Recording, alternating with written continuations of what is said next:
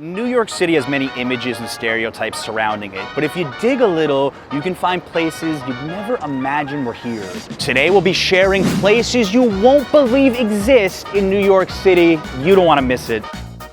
Behind me is the Ford Foundation for Social Justice. Inside is a garden that is one of New York's best kept secrets. Wow. You hear like a pin drop in here. People that work for the Ford Foundation, this is an office building. Imagine looking outside your floor and seeing this. Like, I'd be inspired to work a little bit harder. You know, the two giant glass walls and ceiling act as a large-scale greenhouse, which is creating literal tropical conditions for the plants all around me to thrive year-round. Here's a fun fact for you. Even real rainfall is collected on the roof and added to the steam condensation from inside to water the plants and fill the pools here. I mean, would you expect something like that in Midtown Manhattan?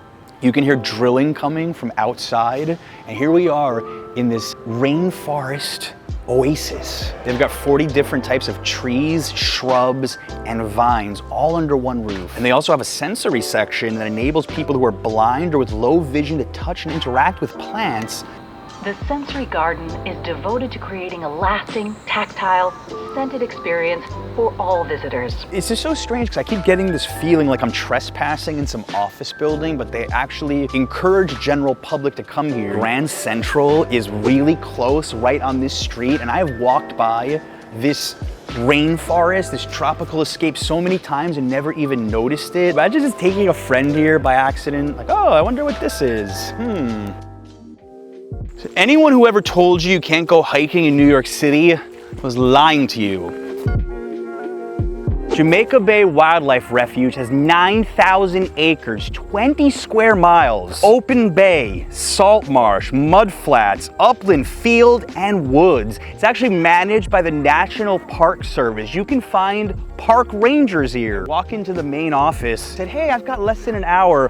What should I do? And they said, oh, you here on a layover? And I said, what? Like, yeah, people come here all the time who have layovers at JFK Airport. Now, my idea of a fun layover would be going to an airport lounge and having some wine. But if your idea of a layover is hiking, you are really close to JFK Airport. This here is Jamaica Bay. We saw planes taking off down there. This refuge is one of the best places in the city to see migrating birds.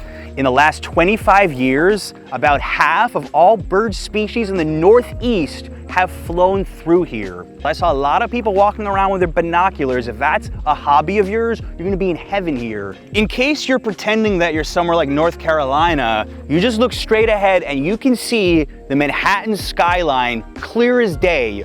One world right there. If you're a photographer, this would be a cool stop too. And by the way, this entire pond trail, 2 miles, you probably could do it in, I don't know, 40 minutes less. And they have some interesting programs. You could do hikes underneath a full moon because there's a lot less light pollution at this refuge than just about anywhere else in New York City. So check their website if you're into hikes, nature, and some experiences with animals. I've got a big announcement to make, something that's been in the works for years. Now, I imagine many of you watch my channel because you're planning a trip to New York, but I visit so many places and give so much information that you may feel overwhelmed. But what if I had a solution that could pack in the best of my channel right to your phone or computer?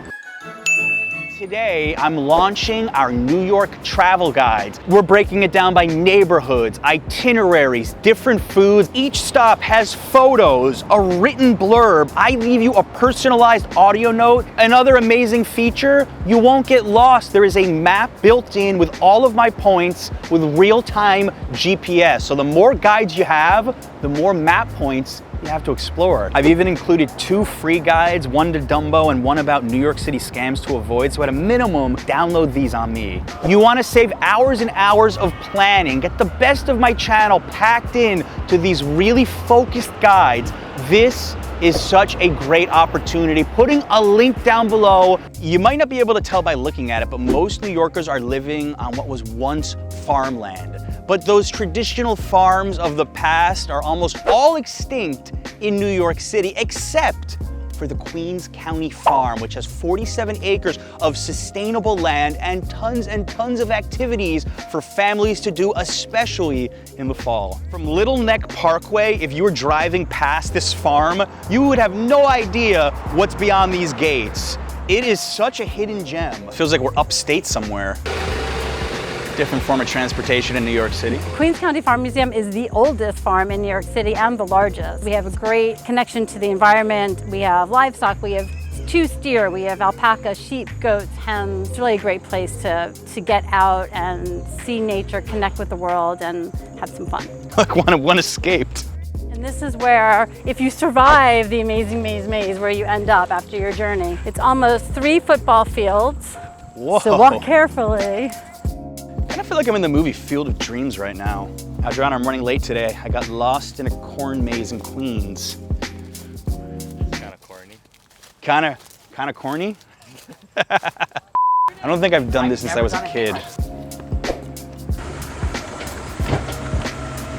Is this the only hayride in New York City, do you know? I think it is the only hayride in New York City. I'm gonna go with that. I love it. You got like the cities there behind that fence. And over here, we're in upstate New York. Yeah.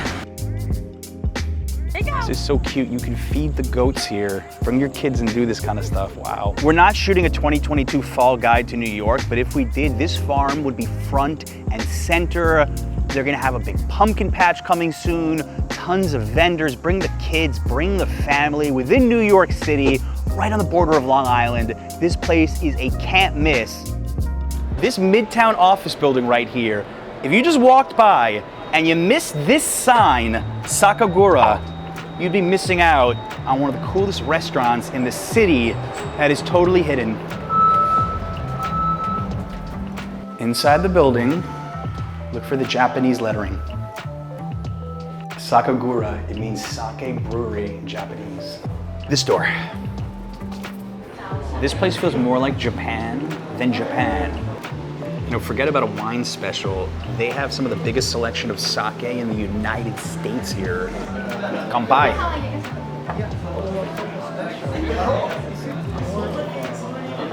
Oh, it's so smooth. It's so smooth. Thank you. Doesn't even taste like alcohol. Best sake I've ever had in my entire life.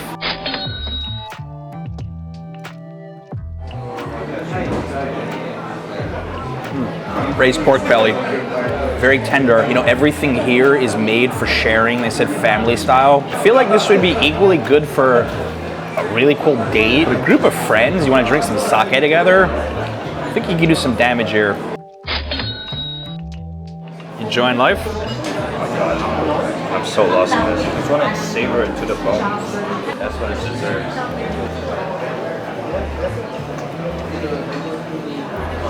I think we're changing the channel. No more cheap eats in Airby Bar. Oh yeah. Luxury from here on out. Sign me up. With tax and tip, it was about $130 for 2 people, and that included some sake. That's actually not that expensive. I've had meals in New York that cost more than that were 50% lower quality. For a really cool underground Japanese experience, this is the spot. If you enjoyed this video, check out our 10 Curious New York City Secrets guide. I promise you'll probably find something in here that you never knew about. Really good video, check it out.